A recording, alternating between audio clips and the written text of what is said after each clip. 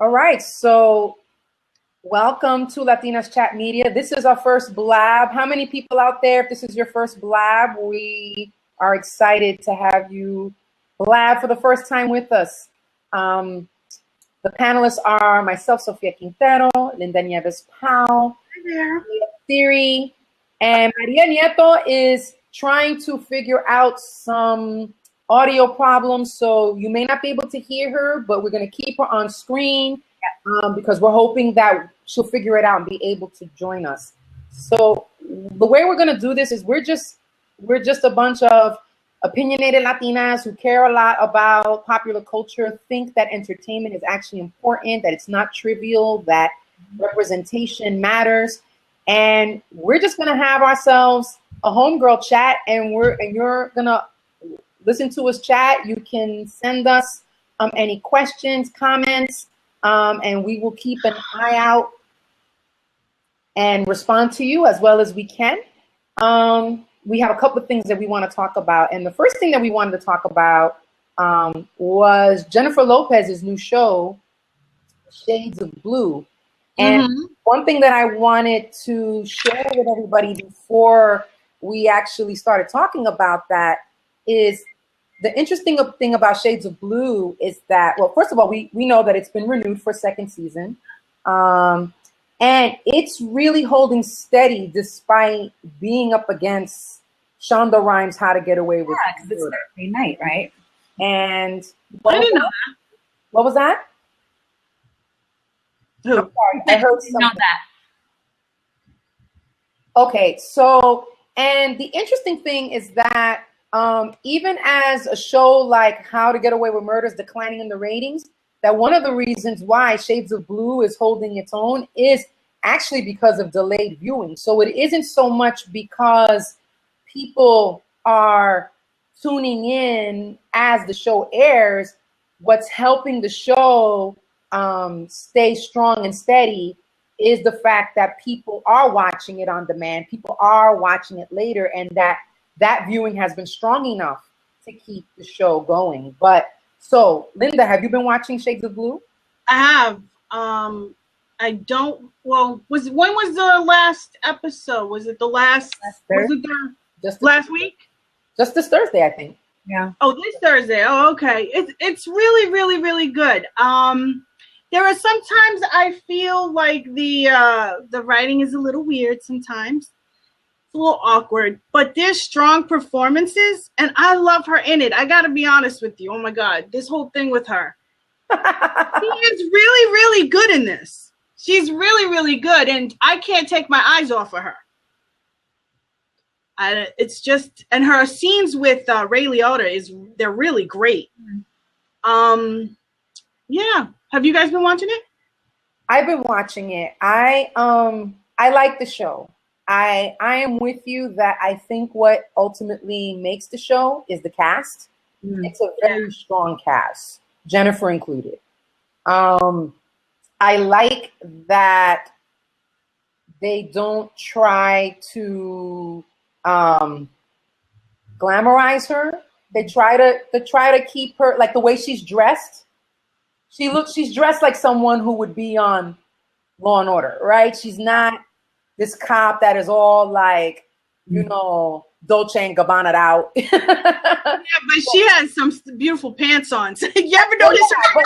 But so does Mariska Hargitay on Law and Order. Like every time I see, I'm like, I want those slacks. Where did she buy those slacks? And she always has her hands in her pockets. It's just a perfect stance. It's never like an awkward, you know, the arms. No bulges, no. So I do like that. I like the way they style her. I think it's realistic to, you know, a cop in Brooklyn. There are times when it still strikes me as a J-Lo vehicle because they're always making comments about how fuckable Harley is. No. It's like they're trying to sell her as the Olivia Pope of this show. It's like she is this person that anyone would do anything for, no questions asked. And I don't necessarily know if the writing and the way the characters develop delivers on that. It's kind of really writing a lot. on the fact that Jennifer Lopez is playing her. So it's just kind of like you cast her in it, and automatically, well, you know, we're I don't gonna have a problem with that. we're gonna ride or die for her because it's J-Lo as Harley. I don't have a problem with that. I don't have a problem when you executive produce, when you made it happen. Look, Drew Barrymore has her own production company. How many women have their own production company so they could be seen? Yeah. No, it's the reason why they risk these, you know, they risked to, what was her name? The one that I wasn't crazy about that was based on a memoir. She was hiking. Reese Witherspoon optioned that book about that woman who was on this hiking journey, and she was, you know, trying to deal with her past, her mother dying. Oh my God, it was a very popular novel. But anyway, Reese does that all the time. She's the center. She's the star of every vehicle that she options. I think it's the only way you're gonna make it. How many times would the people say, you know, you're not gonna do anything unless you do it yourself, or no one's gonna give you anything if you don't do it yourself. I think it's really interesting that Jennifer Lopez, that now that she wanted to be on television in a scripted, as the lead of a scripted series, chose a police procedural. I thought that was a really interesting choice. And as opposed to a main. Tell you why just yet, but I thought, like, wow, of all things, and that she's a mom, and she's the mom of a teenager. And I'm happy as a New Yorker that it's set in New York. I really do appreciate that. You know, as a police procedural, I think it's competent. I don't think it's great, but I think it's good enough.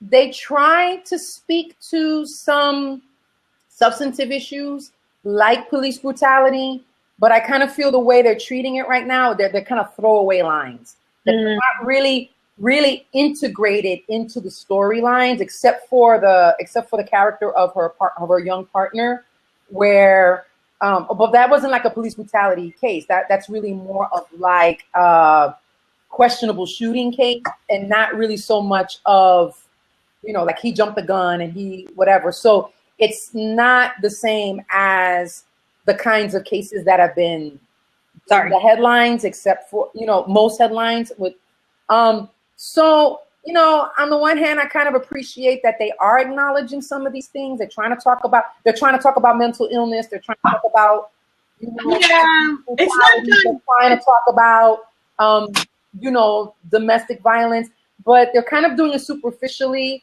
And maybe it'll get better over time because they're really trying. It's the first season. They're trying to concentrate on these characters, their current predicament.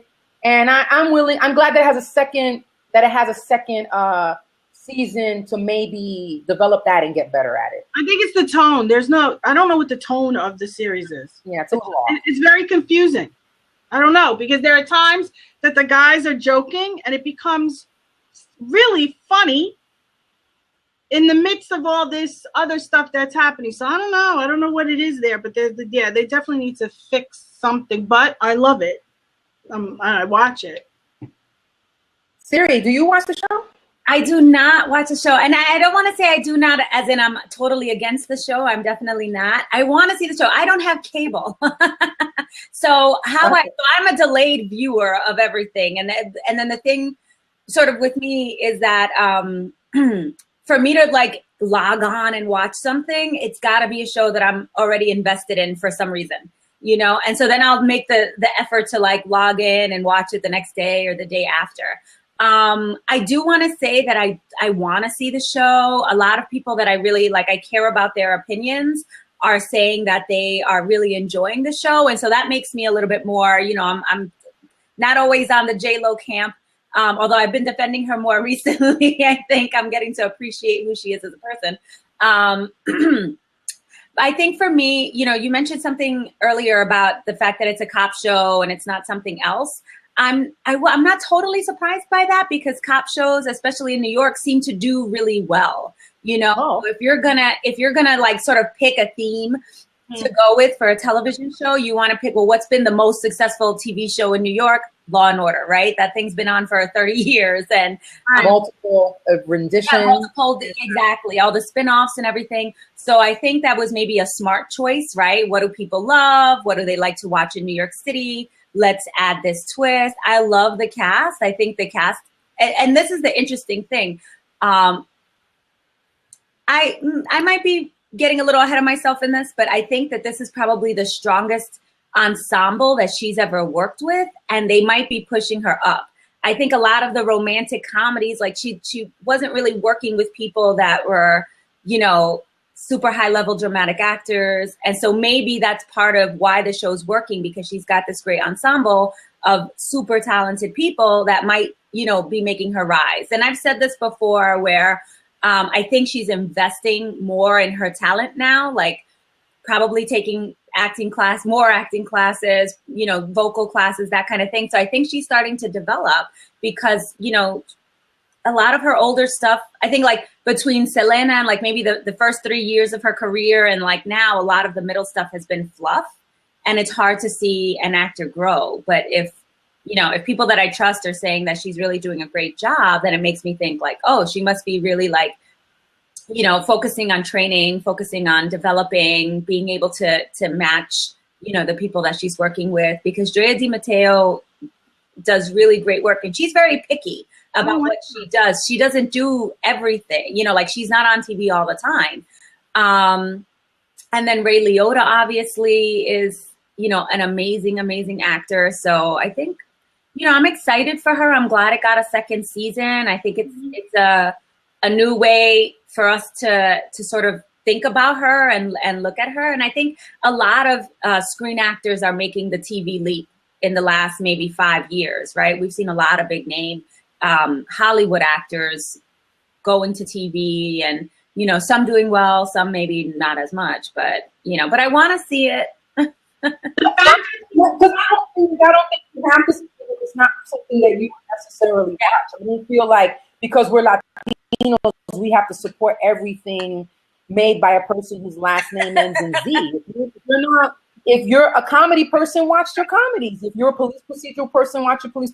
So no shame if, you know, if you had decided, yeah, I'm not a cop show person and didn't want to watch it. No shame. You should be able to watch what you want to watch. I really do appreciate the point that you make about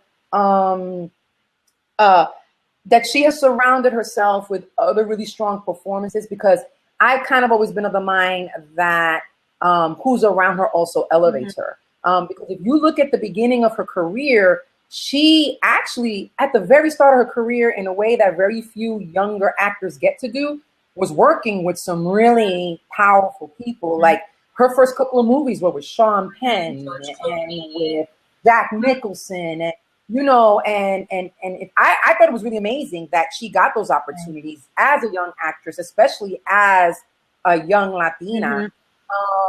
And so, and like you said, then for a long time, once she broke through, then the things she wasn't necessarily surrounded by people with those kinds of veteran credentials. And now, like you said, Drea Di Matteo, she doesn't play. Ray Liotta doesn't come to play. And even some of the younger people that are around her in the show are actually very strong. So I think you're onto something. I agree with you on that. Linda, did you want to add anything about that? As someone who has worked a lot with a variety of actors. It's funny because I don't like Drea on the show at all. She's so over the top melodramatic in every scene, and I said, what the hell is this? I find that her and the young the guy, I don't know what the character's name was. There's one other actor that I'm not crazy about. She went away. Maybe she's gonna log back on. Maybe she's gonna turn off and on and maybe see if it'll help. That'll help. Yeah, I'm not crazy about her role in there. And the storyline for her, because she's such a weak character. Her husband is having an affair. Yeah, I agree. I don't like it either. I don't like it. But let's see where it takes. I feel the same way with the African American guy. Yeah, the one that shot the kid. Put up as this extremes of 1 minute he's comic relief, he's with Saperstein, and they're kind of like the salt and pepper. That's what I'm talking about. That's exactly what I'm talking about. And then the next minute, you're right. Next minute, one minute he's comedic, and the next minute he's throwing up somebody against the wall, and he's real ominous and real, you know. But I have a feeling, gamut of the stereotypes there with this one. But I like the actor, and I have a feeling that eventually we're going to see more of his character, and it's, I have a gut that they're going to take it somewhere. Right now, but I feel something, or maybe it's just because he's cute, but. He seems very Broadway to me. He seems like a I don't know. He's aware of something. He's very aware of where he is. That's how he acts. He's theater. Yeah. He's doing theater. Yeah. You know, and with TV, you have to, like we said with Drea, like, yeah, I think her character could be a little bit more complicated. Again, maybe that's coming in the future. Like, I think that this first season, they want to introduce you to them and make you like them enough to follow them. But they're really concentrating on Harley, and they're concentrating on Wozniak and that central relationship. And maybe as time goes on, they will further complicate Drea's character. But I agree with what you said. Like, she's just losing it. She has her moments. Like, I really did like that scene when she kind of confronted the husband's latest mistress, you know? So we'll see what happens, but it's true. But when you're doing TV, you got to dial it back. I just have one quick question. I don't know if we're transitioning, but is she Latina? Is she ethnic blend? I'm just curious, because that's always sort of the thing that comes up. I'm guessing like the ambiguous ethnic blend. Yeah. Oh, you know what I was gonna say, but I realized that I'm wrong. I was gonna guess that, well, maybe she's Latin, like she's not Latina, but she's married in, right? Then I remember there was an episode where she confronted the husband and they reconnected temporarily, and he did not strike me as Latino. I mean, his last name is Nazario. That doesn't mean he can't be Italian. They also, I think her last name switched a couple times in the pre-production state. Yeah. So I think wasn't that the same with Jennifer's character too? No, no. I was talking about Jennifer's character. Yeah, no. I don't. I knew that Drea Di Matteo's last name was a Spanish one, but I wasn't sure if that was a married or if she was playing a Latina. But J-Lo, I was curious if she was playing like a full-on Latina or full-on. Well, because she's always like half Italian, or she's always some kind of, her father's always white or something, where you don't really know what her ethnic background is. So I'm just curious, because she went through the name change. I think she was like Harley Smith or something at one point, and then she was Harley something else Spanish at one point. So I don't know. I don't know if you guys could tell from watching it, or if it's. I just presumed she was Puerto Rican, and maybe that's just I'm reaching. I just presumed that she was Puerto Rican. I too like it when shows are specific about their Latinos. I do too. One thing that irked me about Jane the Virgin for so long is how long it took us to find out that they were Venezuelan. Especially because we only haven't gotten to that episode. They were in Miami, and they could have been a lot of different things, and where I didn't know that. Yeah. I watched a lot. It kind of snuck it by, like, because grandma, they made a point that grandma came here, she was undocumented, and where did she come from? Then they have to spell out, but where did she come from? Because it would be so obvious to make her character undocumented and then not specify, well, where did she come from? So, but before we get to that, because we're going to talk a little bit more about Gina, this might be actually a good segue, but I know I said I wanted to talk about this, but I wanted to talk about it in a certain way, which is, why did that 2-year-old James Olmos article criticizing Jennifer for not being connected to her culture popped up again? I just thought that it was really weird, because it's an article that came out in 2014. Okay. And all of a sudden I was seeing on my Facebook feed like it was published yesterday, and it reinvigorated the whole conversation about is J-Lo about her people? Is she not about her people?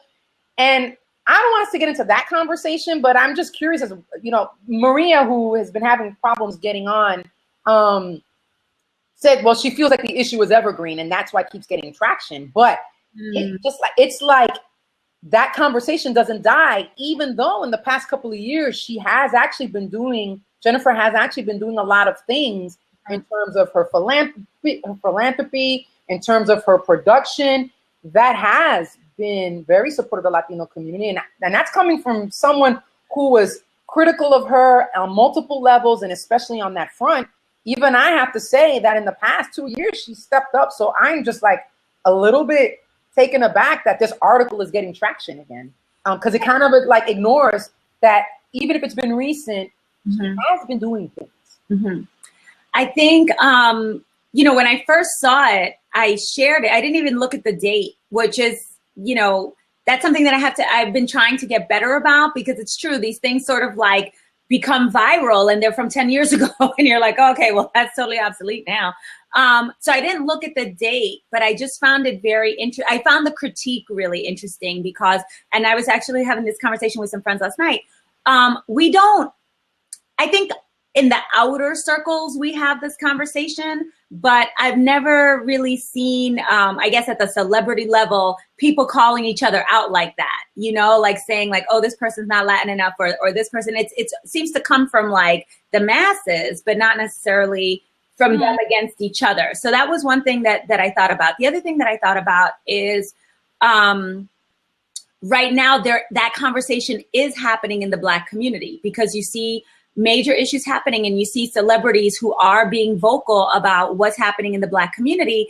And now there's almost like a polarization of, oh, you're a conscious artist, right? You're a conscious rapper, you're a conscious actor, we're thinking about Zendaya, we're thinking about Jesse Williams, right? These are people who've been advocating and speaking out very strongly at whatever risk to their career might exist or might not exist, right? But they're doing that. And then you sort of have the people that are getting criticized for not doing it, the Beyoncés and the Jay-Z's and other folks. Although I personally think her Formation thing might have been a little response to Harry Belafonte.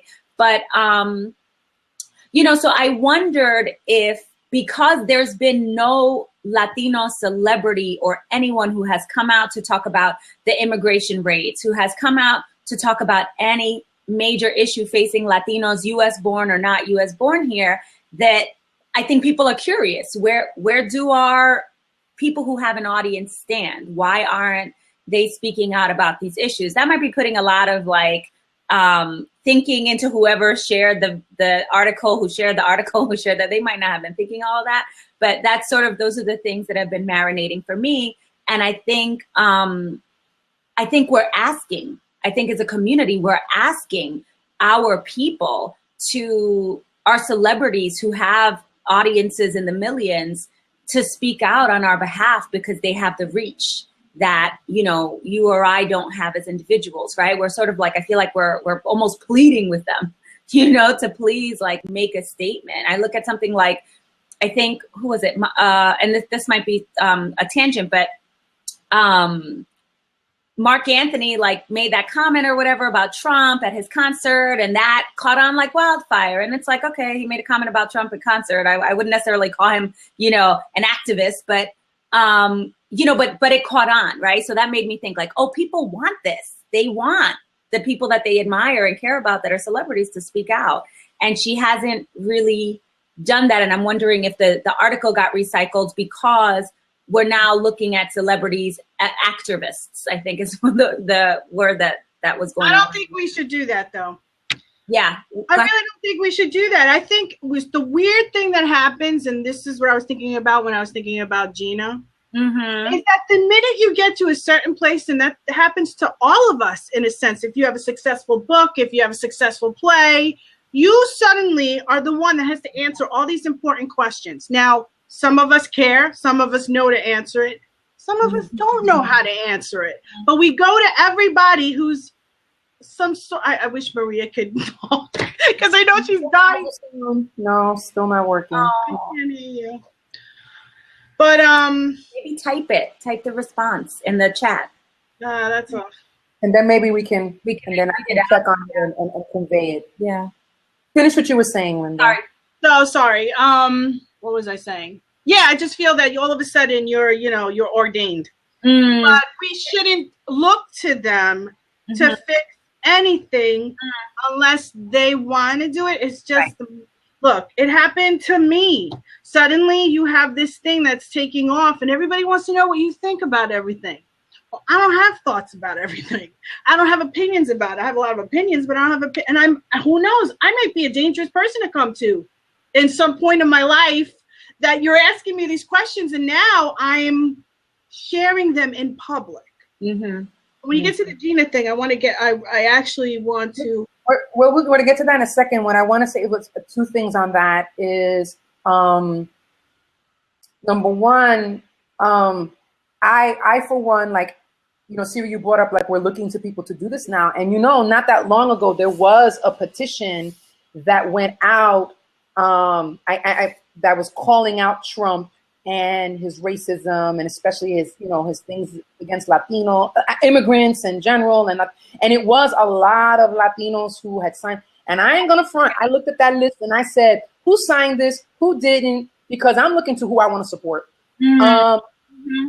It's very nuanced because on the one hand, I'm not going to say I'm not going to support you because you don't stand up. But if my dollars and time are limited, right, I want to look out for the people who use their visibility, for those who have it, their affluence, their wealth, to support their people. Because I've always, you know, I for one, as I consider myself a cultural activist, I feel like the things that I'm creating, I want to create because I want to shape conversations, because I want to support movements. You know, arts and culture are really important to social and political movements. And I just have mad respect and love for the Zendayas and the Jesse Williams. And I would like to see, you know, more in the Latino community do that. And by the same token, I would not judge, even if I have some critiques of some of the things she's been saying, I would not compare a Gina Rodriguez to a Zendaya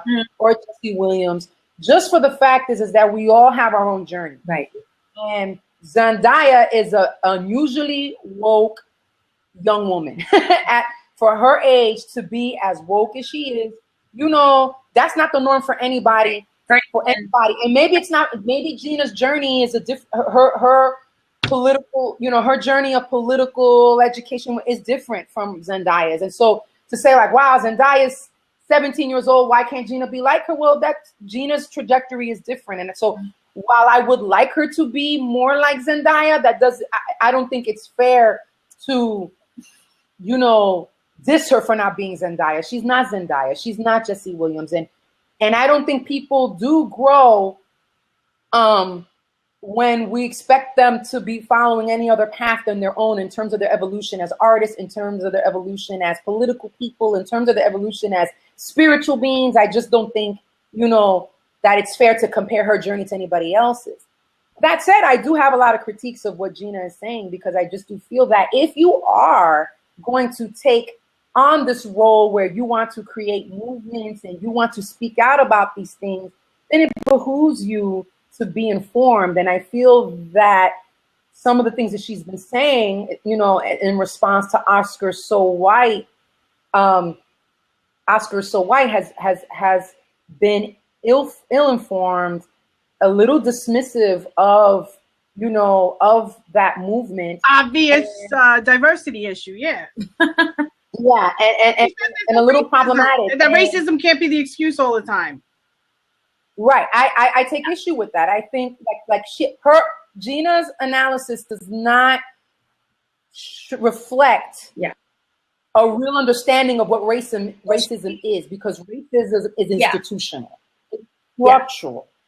And her critiques, her position is, for anybody who's watching us and hasn't followed what Gina Rodriguez has been saying about the diversity issue in Hollywood, Gina's position is that as far as Latinos are concerned, she's not saying this with respect to the Black community, she's not speaking to the Black community, but as far as the Latinos are concerned, that the reason why we have a representation problem in popular culture and popular entertainment is because we are not unified. That, you know, we do not support each other's projects. Puerto Ricans don't support Chicanos, Chicanos don't support Cubans, that we're all separate and we don't support each other's stuff. And that ultimately that's not about race, that's about money. and that if we just supported each other's projects, our projects would make money and Hollywood would listen and Hollywood would produce more projects, thereby solving our representation problem. And so I think that so what? That's so easy. Yeah, like, that's what.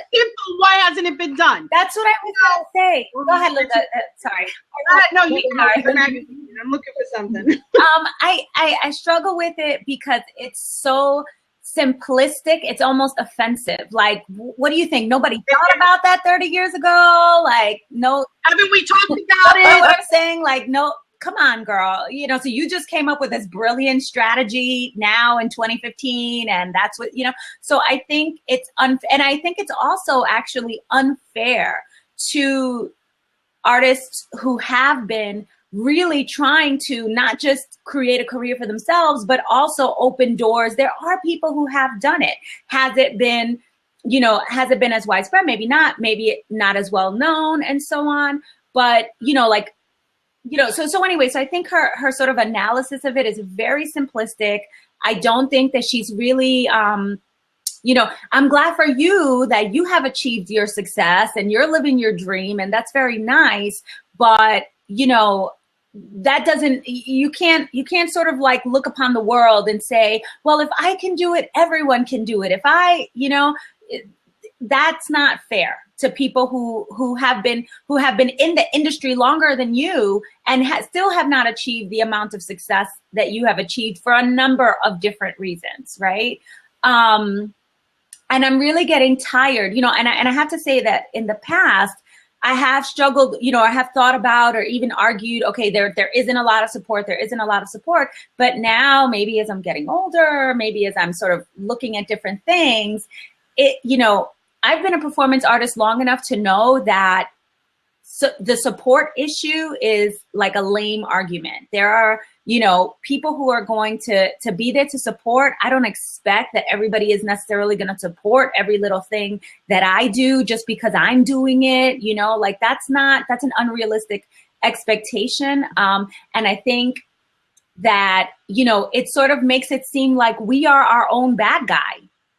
And I'm not, that's what I hate about it. I'm not, you know, because I chose not to support someone in this endeavor. I'm not the bad guy, you know, like it's a guilt trip. Stop with the guilt trip. We should, well, you know, I just wanted to say that I was doing research on some of the things that she has said in the last few years. Uh-huh. And in 2015, she had said something, she was asked a question about giving advice to Latino youth. And she said, what I want to say to the Latino youth is that remember that your brothers and your sisters are not just those that are Mexican or not just those that are Cuban, but all the Cuban, all the Mexican, all the Dominican, the Puerto Rican, that we are all considered one. So let's start acting like one. All right. Here's my argument with this. Because then she goes on to say, support your fellow Latino, support your fellow Spanish speaker, support your fellow English speaker that doesn't know Spanish and teach their ass Spanish. Let's all get under that same umbrella that they put us under and let's rise. All that doesn't mean anything to me. Then she goes on to say in 2016, I'm not Latino enough. Well, hilarious. You just finished calling out people that don't speak Spanish. So you're contradicting yourself. My opinion is, I think she's incredibly talented, a workaholic, she's intelligent. I don't think she knows who she is as a Latina, and that is and maybe it's a confusing thing to talk about, and she hasn't gotten to the point where it's very easy to say we are all one. Let's unite and let's celebrate. But that's not going to happen. It's not going to happen. She doesn't seem to understand how complex it is. And it's dangerous when you start saying, you start trying to inspire these young people. At the same time, you're throwing this guilt trip. Well, if you don't support me, then you're not about it. Yeah. No.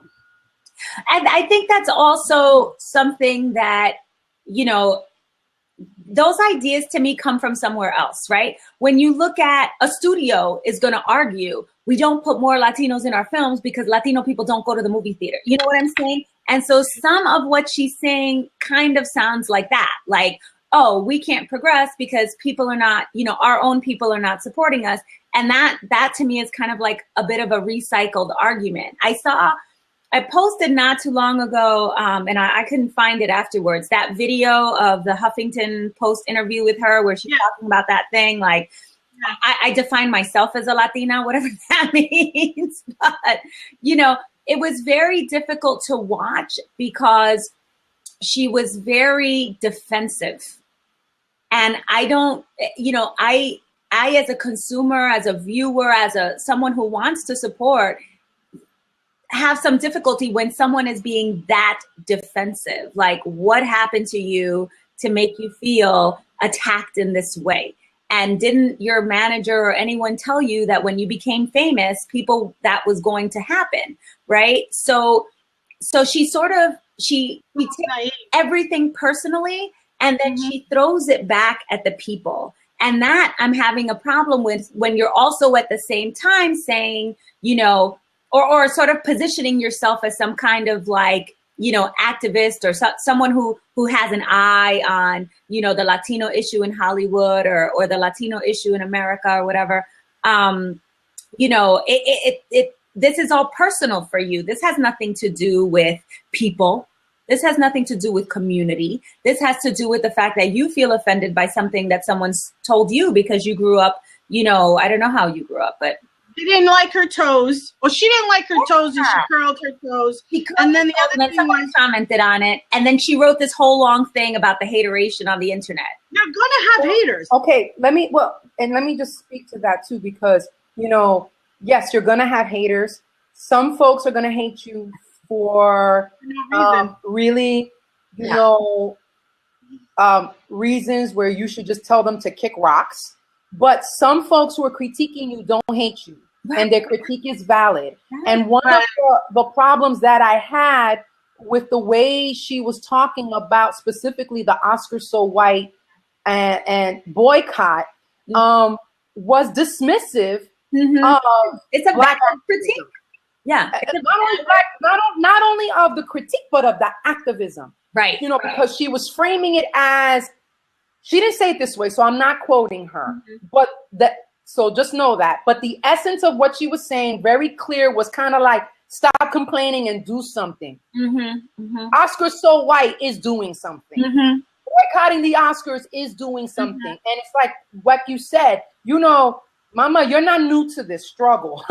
People have been doing this. This has been an ongoing struggle. We've made some strides, and we have a long way to go. And I don't blame Black folks on social media for pushing back against her. And it always bothers me that when it's like what you said, Siri, about the defensiveness, when people push back to you and you don't take a step back and just listen. Reflect, listen and hear what people are trying to tell you.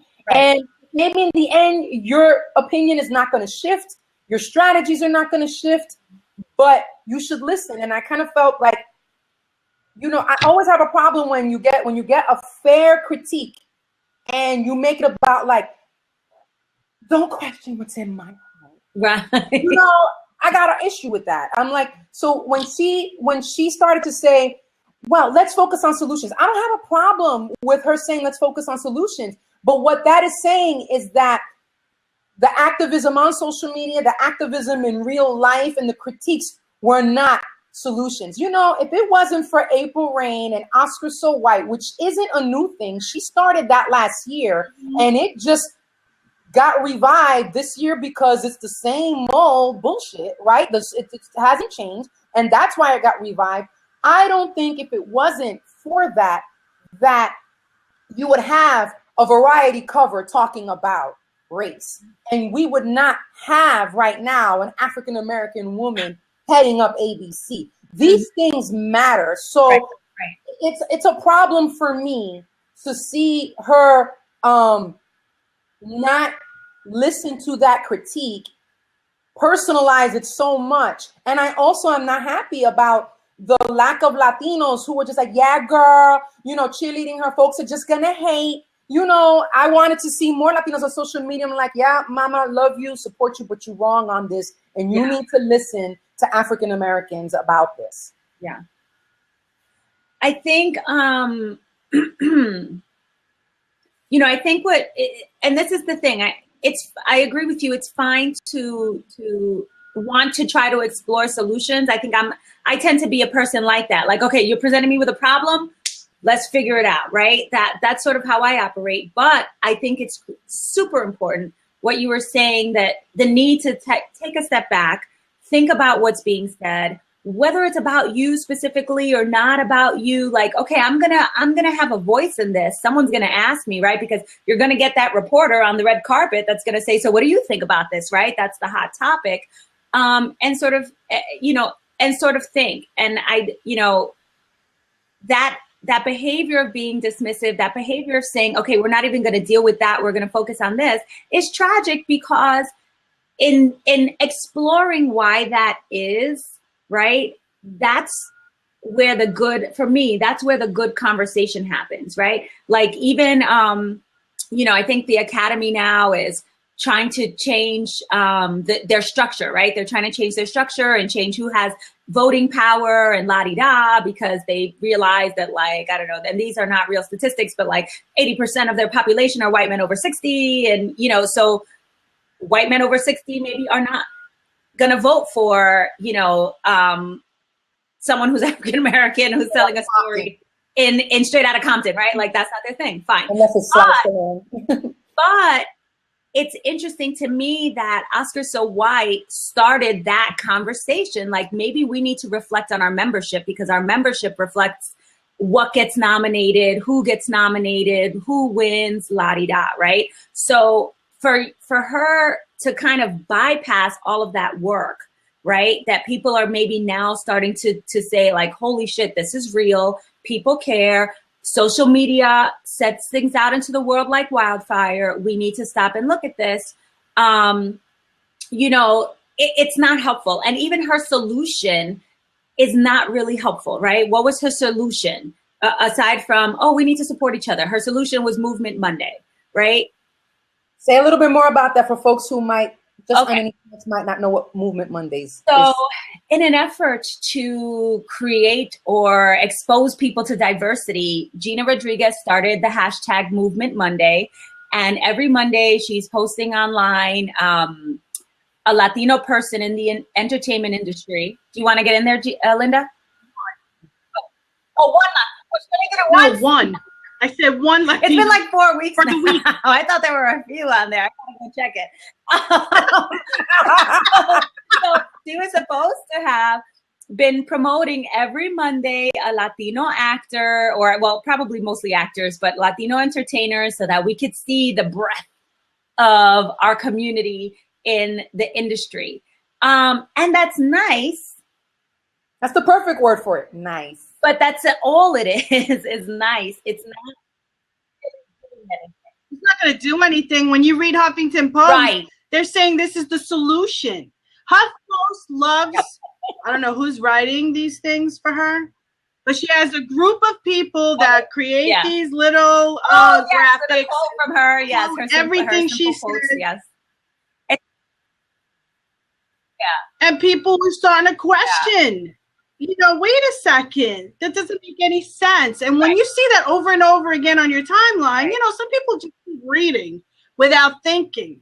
It's dangerous. And when I saw it, I was like, oh my God, we have to talk about this, because I do support her and I wish the best, but this, you got to know what you're saying. What I think is that I believe that Gina's sincere, but I also believe that she is unaware of the level of influence that her ambition has on what she says and how much she's willing to learn and know. I don't think she knows what she doesn't know. And that's a choice, to not know what you don't know. Right. And I think her level of engagement on social media around the critiques are a reflection of that. What I'm going to say on this is that I believe that there is an Oscar nomination, if not a win, in Gina Rodriguez's future. She has that talent. She seems to have very good team around her and representation.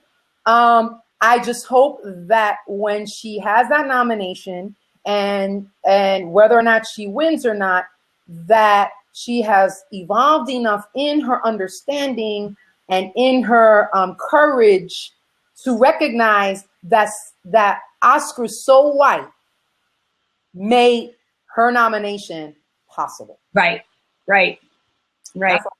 Anything else, Linda, you want to add on that particular topic?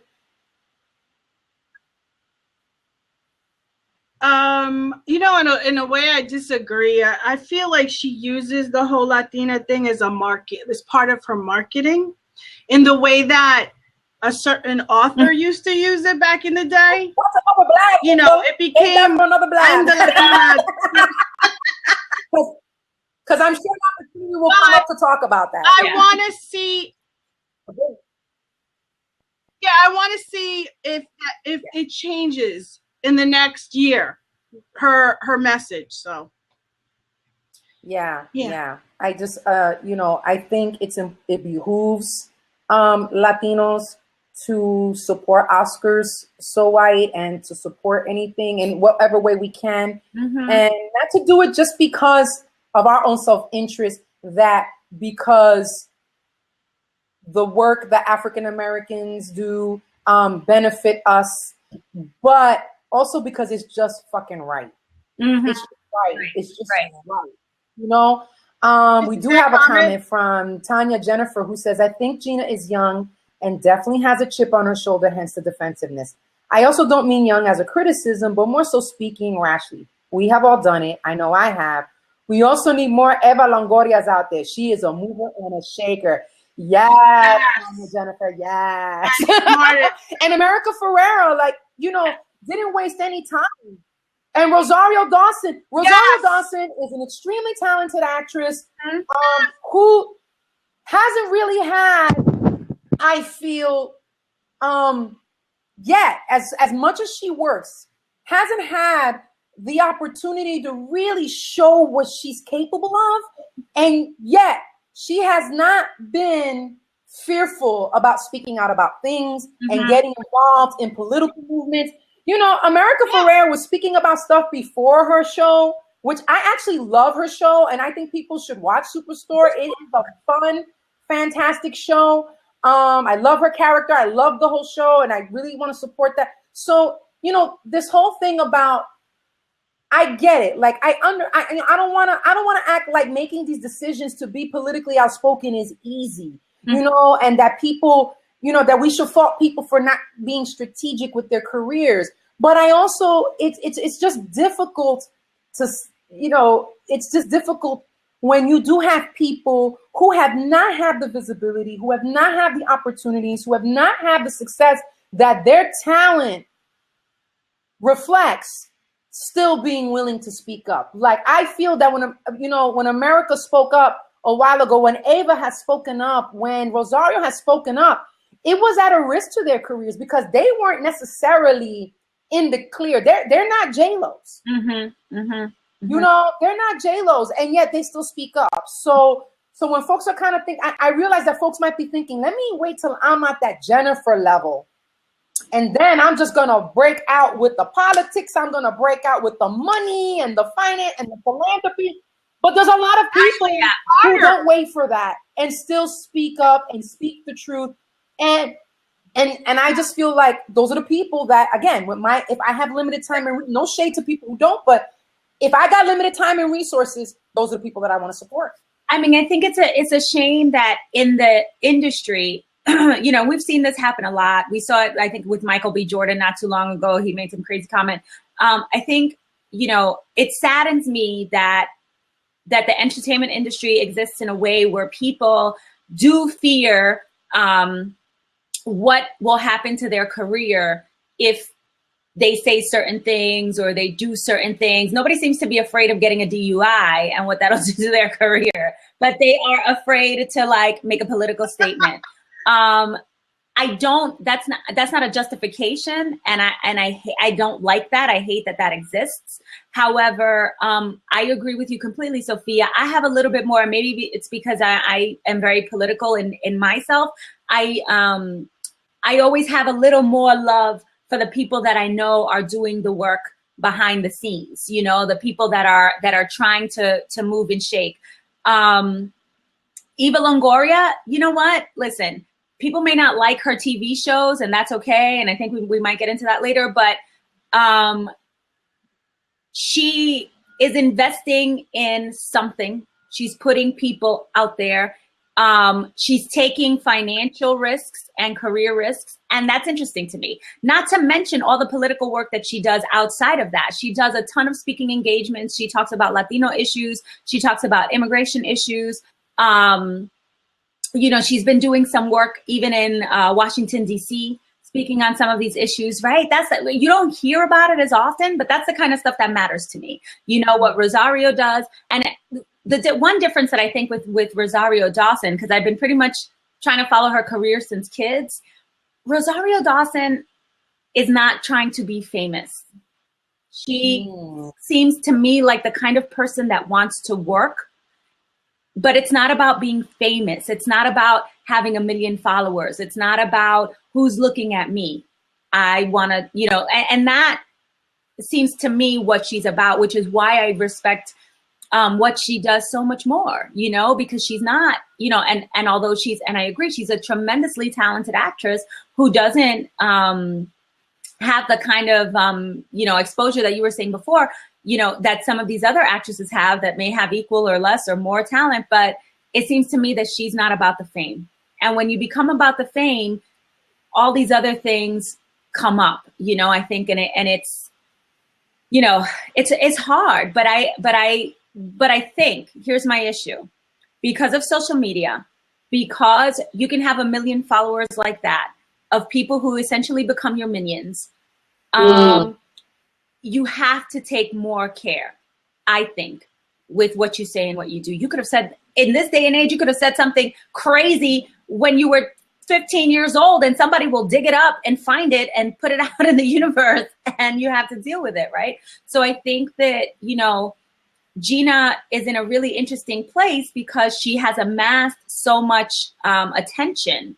And people really are, Huffington Post and other media outlets are really looking to her as like the new voice, right? But what is happening with that voice? And what is she saying with that voice? And I think what she's saying is problematic, you know? And I agree, you know, I got a lot of backlash for my views on like Beyonce's Formation. And I think we have to be careful with, you know, really defining what it means to be a hater. Like, are you a straight up hater for no reason, or are you providing, you know, an alternate view on something? And it's okay that everybody, like, I was a straight up hater on Jennifer Lopez for like 20 years, right? I didn't care. I didn't want to see it. I didn't want to support it. It wasn't my interest, you know, really for like no reason. You know, she never did anything to me. But I think that we should be able to critique whomever we want. And I think that people experiencing the criticism need to take a step back. And I think, you know, Sophia, what you said, that when she gets up to accept her award, or when she receives her nomination, like, she should think back and thank Oscar So White. You are so right about that. You know, like that hits it on the head, because it is all of those things that came before that are helping to pave the way. And when she talks about unity, it's not just unity of, you know, different Latino groups, ethnic groups amongst themselves. It's also unity with the African-American community. It's also unity with all marginalized communities, right? Because we're, you know, maybe at different places in the race or whatever, but we're all being marginalized in this sort of situation. So to distance yourself from that and make it about something else, right? No, I don't know. I can't get with that.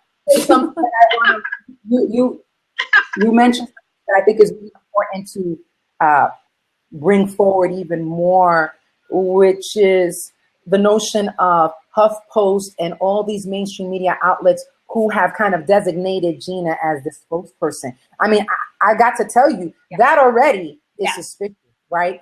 Who are they going to give the visibility to? Right. Maybe someone who says enough for them to get their liberal bona fides, you know, but not radical enough or even progressive enough to really be challenging anything. Yeah. So if you you just, you know, what you said made me think that. I'm like, that's true. Who are the folks who are really kind of put her up there like that?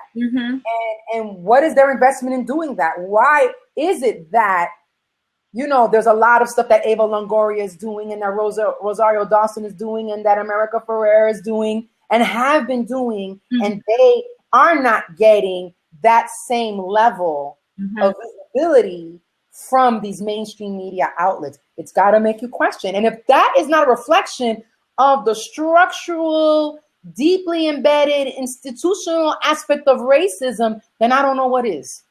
Yeah, I think you're absolutely right. I think you're absolutely right. And I think her message, on one hand, sort of reaffirms what this sort of like idea is about Latinos. And then on the other hand, it's just tame enough that, you know, it could be marketed as like, oh, she's saying something interesting and we need to follow and get on that and get in that camp. Oh, and she's not afraid to tell her people to straighten their asses up. I mean, straighten their asses up. And that's what it said. The message for me is, I don't know, I get this feeling that she's not on my team. Well, she's not. That she's on her team. She's on her team. She's on his team. Or the team going in that direction. It's like she's not coming to me. She's not speaking to me. And I wonder about the intent. That's why intention is so important to me. When I see she said this in 2014 and then this in 2015. I mean, there's nothing wrong with evolving and changing your mind, but I see inconsistencies in the message. Like, on one hand, you want to celebrate your uniqueness. You want to celebrate the type of Latina that you are, but you're telling other people, no, we have to do this. So you can't be both. You have to understand that the problem is bigger than you, and you have to respect the people that have written about it. There are books on Latino unity. There are so many. This is a discussion that you can't simply say, come on, let's all get together and forget about everything else, and they'll love us. Because when she says that too, let's be real. When everybody went to go see Straight Outta Compton, why did you go to want to see that movie? You were compelled to see that movie.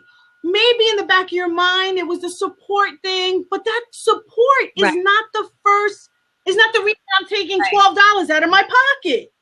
I'm taking $12 out of my pocket because I'm dying to know something.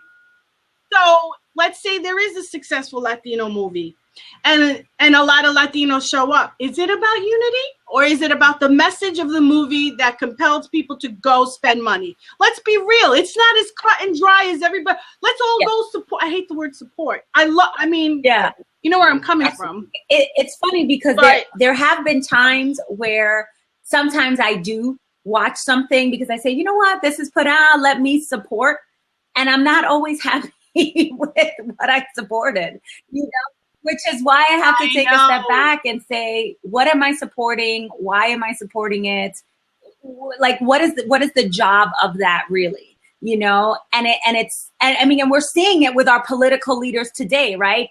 By Gina Rodriguez's simplistic argument, we should all be voting for Cruz and Rubio because they are Latino-esque, right? Yes. And that's just how we support each other. But no, these people do not have my or really anyone's best interest in mind. So why should we? And we come across that with Latino political leaders when, we want to support them. We want to vote for them because we hope that they're going to have our best interest in mind. But these two clowns have made it clear that just having a surname does not mean that there's a vested interest in our community, does not mean that they have earned or deserve our support. And that's where I think what you were saying earlier, that some of her message can be dangerous, right? Because if we apply these blanket statements in other spaces, we're getting into some real problems, you know? I wanna, because we can't hear Maria, but she did mention some things in the chat stream that I want to put out there, and then I want to move us, because it is 1:02, but we have to talk about Kanye and Taylor Swift. So I want to say that Maria hanging out. I say let's do it.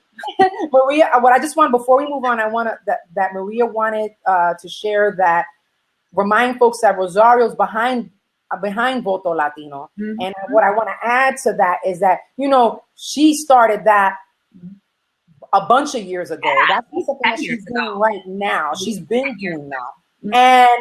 And she makes the point, Maria makes the point, this is the reality of being a celebrity of color. We carry the community with us, whether we like it or not. It is what it is. You know, that's the truth. If you're doing any kind of cultural work, you carry the community with you.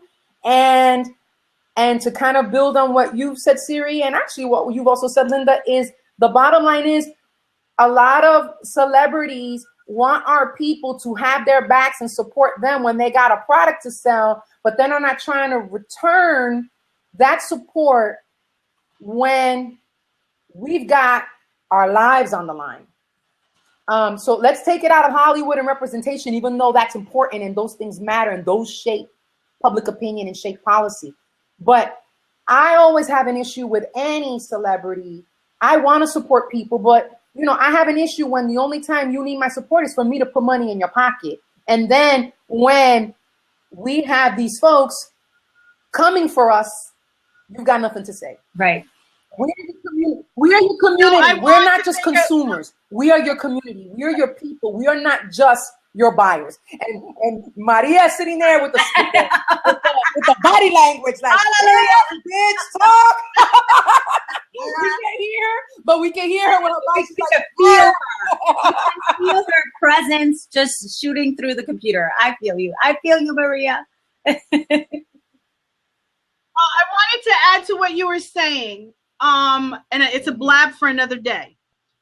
Because I feel the way you feel about money in the pocket, taking it out, is this whole thing about sisterhood on the social media.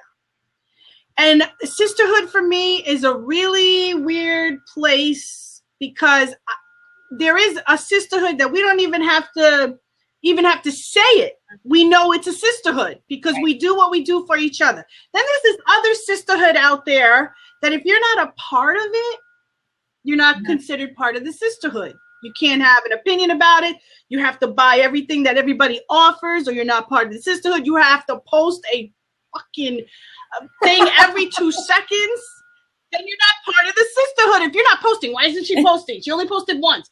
It becomes ridiculous. So I want to have a conversation about sisterhood and what that really means. Yes. Okay.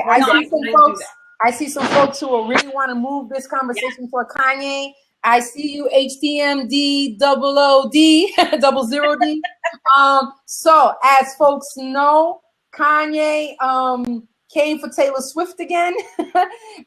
He, in his latest album, he has some lyrics where he talks about, you know, I think I could still hit that if I felt like it, and famous if it wasn't. Oh my me. gosh.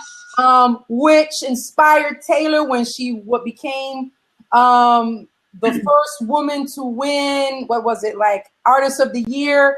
Album of the Year, twice.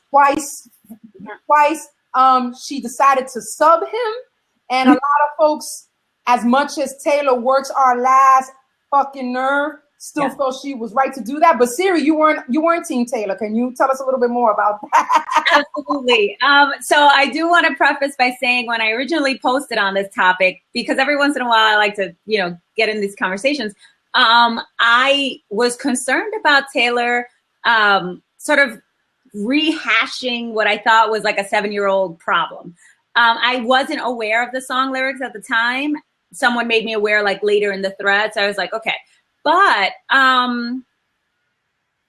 you know, my original issue is, come on, girl.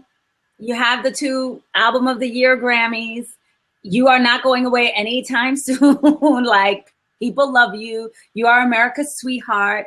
Like, you know, sort of get over it and move on. And I guess where I'm coming from that is, at what point do we really let go? At what point, you know, and that sort of is like a bigger thing that I think that we deal with as human beings, right? At what point do we let go of the person that hurt our feelings? At what point do we let go of things? And I'm just wondering, like, here's a woman who's amassed an amazing amount of success, which I personally don't understand because I don't get her music, but you know, she's amassed all of this success. Everybody loves her. So even you, mama, who everybody loves in America, and like everyone, right?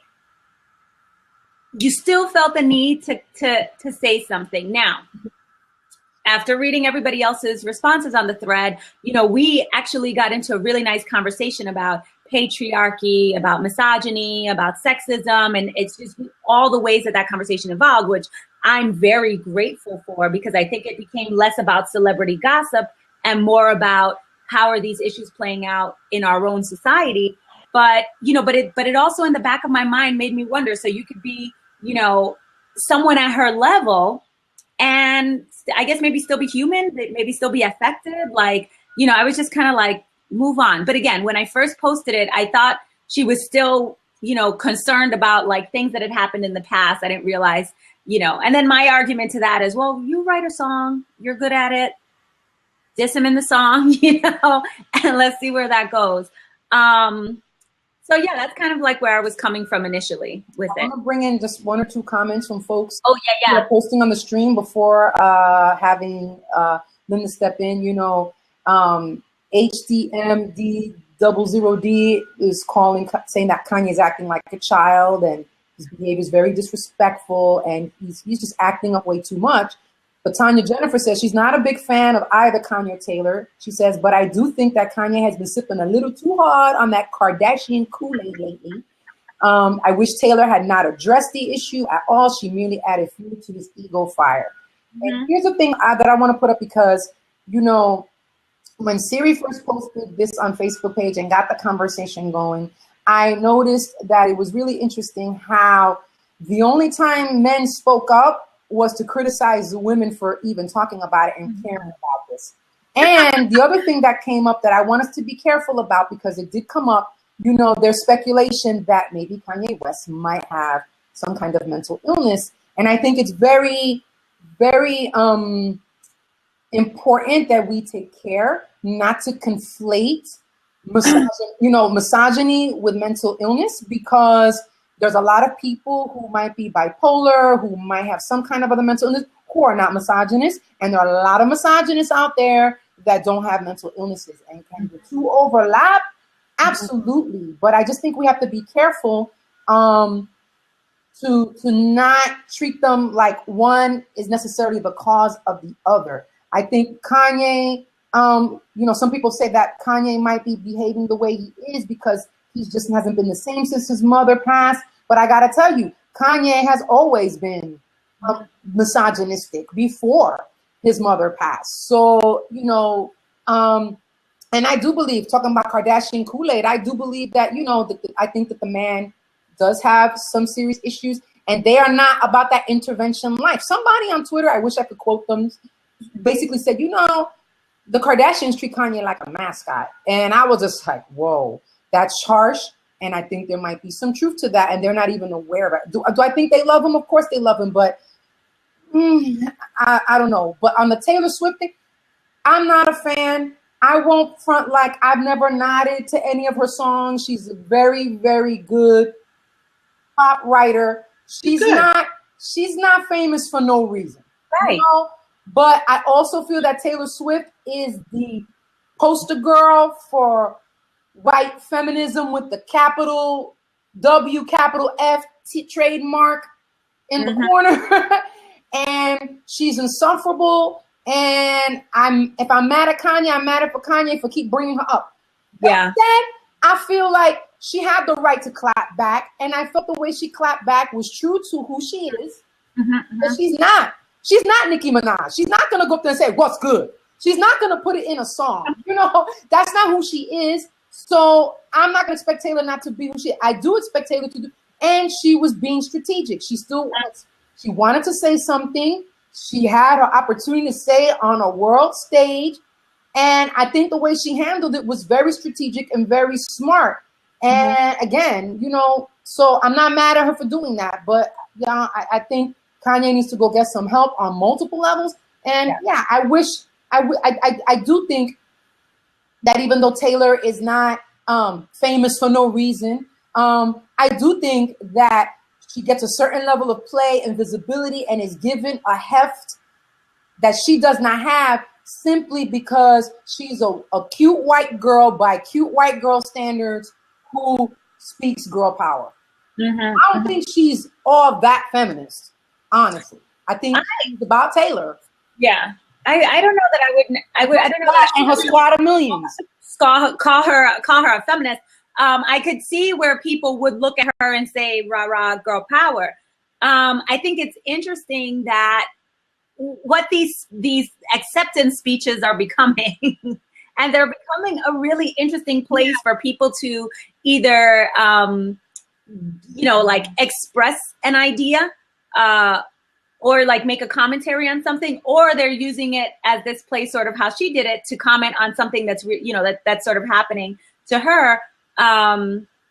You know, so I just wanted to point that out, that I think that's really interesting. How do we have the conversation? One of the problems that I had with it is that it was so vague. Only insiders apparently knew that it was about the song lyric, because I didn't know, right? And her response was so vague. And what I was seeing is, you know, like Taylor clapped back at Kanye. And my first assumption is, oh my God, from this thing from 7 years ago, like, get over it. So I didn't know about the song lyric at the time. So I wonder if something that vague, people are not going to like your work, but you have to forge on. Is it really doing the job of calling out his misogyny? Is it really doing the job? If you didn't know about the lyric, because I didn't know about the lyric, so it didn't seem like that to me. If I had known about the lyric, then maybe I could read a little bit more into what she was saying. So you know, because I also commented in the thread, well, then she just should have said what it was, you know? So I don't know. What do you guys think?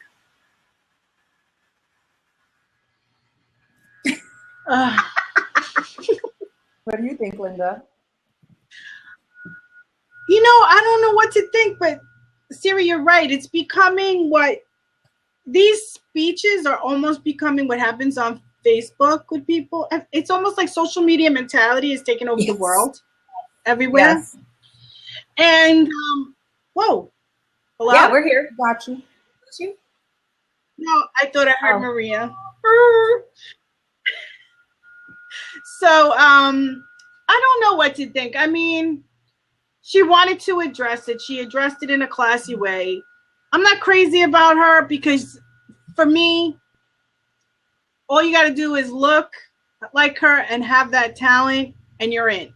How many people don't look like her, have that talent and more talent, and don't get in? I'm going to give you props for that. I'm clicking right here. Click to get props.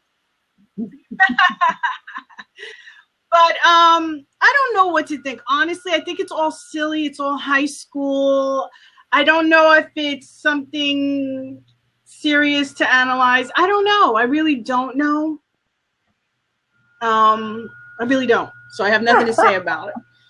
He, on the other hand, is, I don't know. You know, my son, he's 16, absolutely adores that man. He says to me, I think he's a genius. I think he's putting everybody on. He's not the person that you see. I said, oh, what makes him say that? I'm curious. He thinks it's an act. Matt thinks it's an act. And so, I don't know. Maybe in time he'll see. He's only 16. He really loves the guy's music. Because I don't think it's an act. No. And then it's someone else's argument. No, but all I know is that he hasn't always been like this. At least publicly. Yeah. I don't. Well, wait a minute. Let's talk about Muhammad Ali for a second. Muhammad Ali used to do this same exact thing.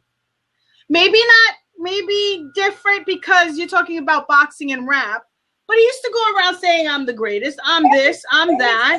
I don't know if it's a good argument, but I'm throwing it in. I don't think it's comparable because Muhammad Ali was that is, I mean, what you are right that the braggadocio, if I'm pronouncing it correctly, is comparable in sports and in rap music. So I could see that. But, you know, Muhammad Ali wasn't asking people to give him money. Muhammad Ali was very politically conscious, and Kanye's political consciousness, goes back and forth. It's not consistent. Yeah. It seems very, very narcissistically driven. There has been a switch. There's been a switch up, and some folks here are commenting on that Kanye is a musical genius. I actually do think Kanye will eventually go down as someone who really was an influential figure in popular music. I do think I think the work he has done has already cemented his place in musical history. That said, all the stuff that he's doing right now is gonna undermine that. So that's why I don't feel it's an act. Right. He has nothing, there's nothing for him to gain from this kind of like strange behavior. You know, I think like, for example, like Lady Gaga, when she first came, and this might be a tangent, but when she first came out, she was, in my opinion, very bizarre. Her look and, you know, sort of what she was portraying and her monster thing. And she's starting to change a little bit from that as well now. But that was like her MO, I guess, or her thing. You know, when she came on the scene, she was this character. And she was whenever she was out of her house, she was in this character all of the time. Whereas like with Kanye, I think that this character, this craziness that he's sort of embodying is not, has not been there since day one. And I think that might be why some people are sort of saying what's really going on here. Is there a mental illness issue? Are there other issues? Because his behavior is just really erratic. You know, he's just has this erratic behavior that's inexplicable. And he's doing things that don't make sense. You know, you could be kind of like out there if whatever you're doing kind of makes a little bit of sense, right? I think people can kind of gravitate toward it and support it more. And I think you're absolutely right. I think he's, you know, I question what legacy of his music, especially the early albums, will exist if he's just kind of going down this. He's not Michael Jackson. You know, Michael Jackson, although he went far in lots of directions that people were critical of, he always came back to the music. He always came back to the work. People knew, you know, people could sort of, I think a lot of us could sort of deal with the crazy things that were happening around Michael Jackson because he was always at least consistent about the music, at least consistent about this.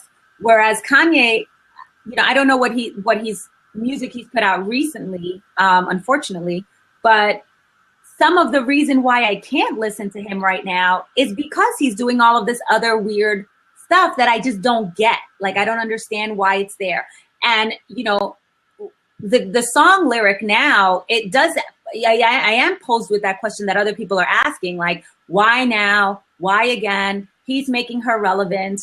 You know, she's maybe also making him relevant, you know, in some way. But it does make me wonder, because when you believe in the music, you don't always have to do that, you know? And it's not even you couldn't even call it like a hip hop beef, you know, like between two rappers who are like writing diss tracks to each other. And, you know, it's a whole little thing, right? That's part of that community. This is not even that. This is just, you know, I think someone maybe on the thread or somewhere else was like, both people are obsessed with each other, or there's some kind of like crazy obsession happening. You know, but it's yeah, I feel for him because I think that who was it? I think Trevor Noah wrote this that Kanye, Yeah. Kendrick Lamar is who Kanye would have been if he was with the Kardashians, which I thought was really interesting and sad. You know, I'm not sure it's the Kardashians. Remember, he chose the Kardashians too, right? That was the choice. Right. Yeah, and they were friends. They were friends for a while. But let me ask you this: before the accident, that major accident where he had to get his teeth repaired, and he did this amazing album after. Was he making music before the accident? And was it being put out? Because let me tell you, I have a theory about artistry and how this works. You know, there's this point in your life, it's almost, I equate it to the universe being born. There's something that bubbles up inside you. It happens in your life. And suddenly, you ever see that with actors? All of a sudden, they're in this peak moment. Happened with Michael, what's his name? Matthew McConaughey. It happens with a lot of people. There's this peak moment. And with Kanye, there was this religious element to what happened to him. And the music was, I was feeling it. Now, what if that leaves you? What if the motivation for that is gone? You see it with, now you bring up Michael Jackson. I think Michael Jackson, oh my gosh, he just constantly could put that out and put that out. But then look what he did to his face. It's almost like something needs to happen to keep the drive going. So he had to change his identity to keep that, even though the music was there. So I have this theory about how all this works. Are there artists that can continually create amazing stuff throughout their entire lives? Amazing. Now, he's living with a woman who's made her money off of doing absolutely nothing. Already wealthy. I don't know what. And was already wealthy before that. And wealthy. So, being the man of the house, I wonder, you have a child. You have 2 children.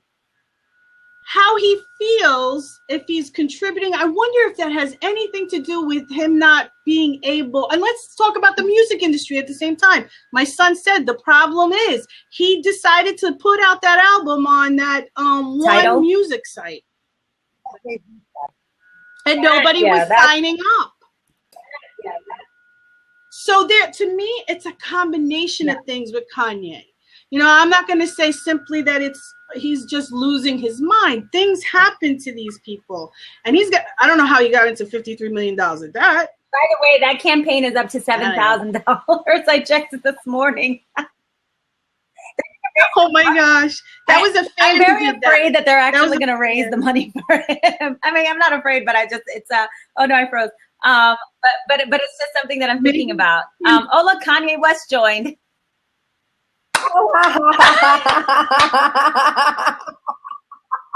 That's hilarious. Kanye. That's hilarious. We want the breath. And that's why we're having this discussion. We want you to be well. We want you to continue, innovating. Funny. And that's all you need to know. I have to be honest. I think too, for such a public figure. I wish I could like that. Kanye West idea says, "You beautiful ladies been talking about me." I know. We got to get some kind of screenshot of that. I do think that there's something tricky about or interesting that might be explored later on about the sort of dismantling of this persona in public view.